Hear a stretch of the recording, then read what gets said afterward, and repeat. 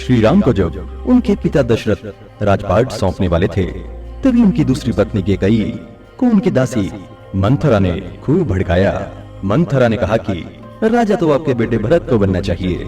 इसके बाद केकई ने राजा दशरथ से 2 वर मांगे। पहला, भरत को गद्दी मिलनी चाहिए और दूसरा, राम को 14 वर्ष तक वनवास में रहना होगा। राजा दशरथ को अपनी पत्नी के वर पूरे करने पड़े। जब रामचंद्र जी वनवास के लिए अयोध्या से निकले, तब लक्ष्मण जी ने भी उनके साथ जाने की अपनी इच्छा को जाहिर किया। लक्ष्मण के वन जाने की बात सुनकर उनकी पत्नी उर्मिला भी साथ जाने की जिद करने लगी। तब लक्ष्मण अपनी पत्नी उर्मिला को समझाते हैं कि वह अपने बड़े भाई और मां समान भाभी सीता की सेवा करने के लिए जा रहे हैं। अगर तुम वनवास में साथ चलोगी तो मैं ठीक से सेवा नहीं कर पाऊंगा। लक्ष्मण के सेवा भाव को देखकर उर्मिला साथ जाने की जिद छोड़ देती है और महल में ही रुक जाती है। वन में पहुंचकर लक्ष्मण भगवान राम और सीता के लिए कुटिया बनाते हैं। जब राम और सीता कुटिया में विश्राम करते थे, तब लक्ष्मण बाहर पहरेदारी करते थे। वनवास के पहले दिन जब लक्ष्मण पहरेदारी कर रहे थे, तब उनके सामने निंद्रा देवी प्रकट हुई। लक्ष्मण ने निंद्रा देवी से वरदान मांगा कि वह 14 साल तक निंद्रा मुक्त रहना चाहते हैं।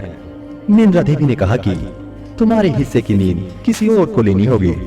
तब लक्ष्मण कहते हैं कि उनके हिस्से की नींद उनकी पत्नी को दे दो। इस कारण लक्ष्मण 14 साल तक नहीं सोए और उनकी पत्नी उर्मिला लगातार तक 14 साल तक सोती रही। 14 वर्ष बाद जब भगवान राम और माता सीता के साथ लक्ष्मण अयोध्या वापस आए, तब नींद की अवस्था में रामचंद्र जी के राज तिलक समारोह में उर्मिला भी उपस्थित थी। यह देख लक्ष्मण को हंसी आती है। तब लक्ष्मण से हंसी की वजह पूछी तो उन्होंने निंद्रा देवी के वरदान के बारे में सब कुछ बताया। लक्ष्मण ने कहा कि जब मैं उबासी लूंगा तब उर्मिला की नींद खुल जाएगी। लक्ष्मण जी की इस बात को सुनकर सभा में मौजूद सभी व्यक्ति बड़े आश्चर्य से भर गए। एक भाई के लिए दूसरे भाई का इतना बड़ा बलिदान। आपको एक बात यह भी बता दें कि लक्ष्मण इंद्रजीत को इसलिए मार सके क्योंकि इंद्रजीत ने वरदान मांगा था कि मेरी मृत्यु उसी इंसान के हाथों हो जो 14 वर्ष तक सोया ना हो।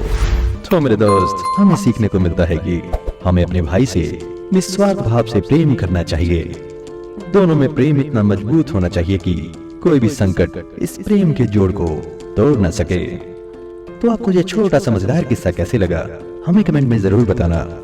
अगर किस्सा अच्छा लगा हो तो इसे लाइक और चैनल को सब्सक्राइब जरूर करना। मिलते हैं एक नए मजेदार किस्से में। तब तक के लिए खुश रहिए, मुस्कुराते रहिए।